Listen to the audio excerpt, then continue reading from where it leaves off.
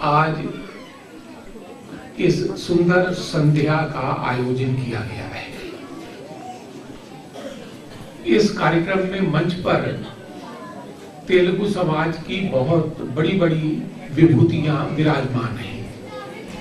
हमारे बीच में श्री जीवीजी कृष्णमूर्ति जी विराजमान हैं, जो भारत के चुनाव करवाने वाले सर्वोच्च संस्थान का नेतृत्व करते रहे हैं। हमारे बीच में सम्माननीय डॉक्टर अर्जा श्रीकांत जी, सम्माननीय श्री अशोक गजपति राजू जी, सम्माननीय डॉक्टर रविकांत जी, सम्माननीय डॉक्टर के राघवेंद्र राव जी, और मंच पर तेलुगु समाज के अलग अलग क्षेत्रों में जिन लोगों ने यश प्राप्त किया है, कीर्ति प्राप्त की है, ऐसी प्रतिभाएं विराजमान हैं। मैं उनको भी नमस्कार करता हूं और सामने आप सब भाई बहन जो इस कार्यक्रम की शोभा बढ़ाने के लिए आए हैं, उनको मैं नमस्कार करता हूं। मुझे बहुत खुशी हुई इस कार्यक्रम में उपस्थित होकर, और कार्यक्रम के आरंभ में ही मैं आपको उगादी के अवसर पर अपनी बहुत बहुत शुभकामनाएं और मंगल कामनाएं देता हूं। हमारे भारत के समाज में अलग अलग प्रदेशों में अपने अपने ढंग से और अलग अलग अवसर पर वर्ष की शुरुआत, वर्ष का आरंभ मनाया जाता है।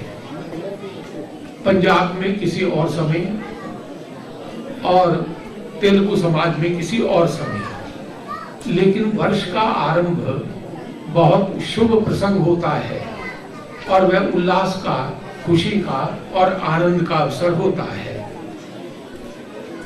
उगादी के इस अवसर पर आप सब भाइयों बहनों को, और यहाँ मंच पर जिन लोगों ने तेलुगु समाज का सम्मान बढ़ाया है, उन सबको मैं अपनी ओर से बहुत बहुत बधाई देता हूँ, बहुत बहुत शुभकामनाएं देता हूँ।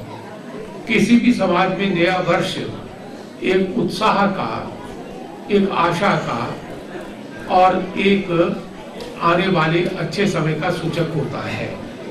इसलिए ऐसे अवसर पर हम सबको मिलकर एक दूसरे का अभिनंदन करना ये बहुत उचित है, सही है।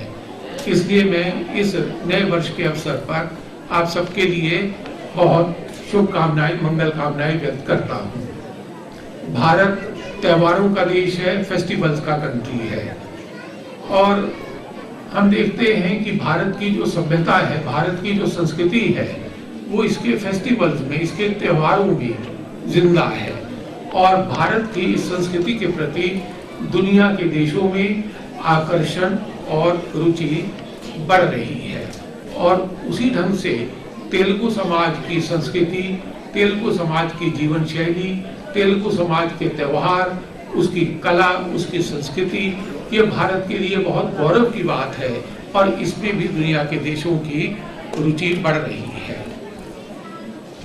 तेलुगु के भाइयों और बहनों के बीच में मुझे दिल्ली में रहने का मौका मिलता रहा है, क्योंकि मैं दिल्ली का ही रहने वाला हूँ, और दिल्ली में दक्षिण भारत के अलग अलग प्रदेशों के भाई बहन रहते हैं। उनमें तेलुगु समाज के भी बहुत से भाई बहन रहते हैं, जिनके बीच में मुझे रहने का अवसर मिला है। मैंने अनुभव किया कि उनके व्यवहार में, उनके जीवन में तेलुगु की संस्कृति, तेलुगु की जलवायु, तेलुगु भाषा, तेलुगु जीवन शैली ये बराबर अभिव्यक्त होती है, और उनको अपने तेलुगु होने का स्वाभिमान रहता है। तेलुगु समाज में परंपरा भी है, आधुनिकता भी है। इसमें गांव और शहर, कृषि और टेक्नोलॉजी, इन सब चीज़ों का एक प्रकार से मिश्रण है, और तेलुगु समाज लगातार अपनी संस्कृति को आगे बढ़ा रहा है। दिल्ली तेलुगु एकेडमी का रिकॉर्ड बहुत अच्छा रहा है।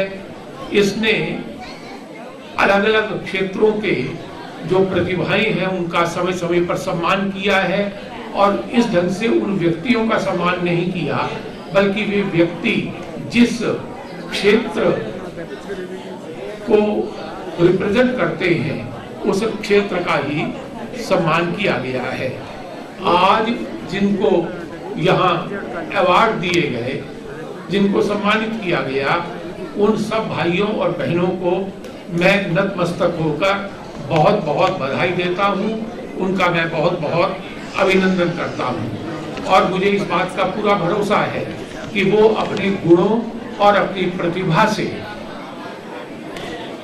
न केवल तेलुगु समाज का बल्कि पूरे भारतीय समाज का माथा ऊंचा उठाएंगे, उसको यश प्राप्त करवाएंगे। मैं दिल्ली तेलुगु एकेडमी को इस बात के लिए बहुत बधाई देता हूं कि वो तेलुगु समाज की संस्कृति को बराबर संपन्न बनाने के काम में लगी हुई है, और इसके लिए वो अनेक प्रकार के कार्यक्रमों का आयोजन करती है, अनेक प्रकार के सामाजिक कार्यक्रमों का, अनेक प्रकार के सांस्कृतिक कार्यक्रमों का,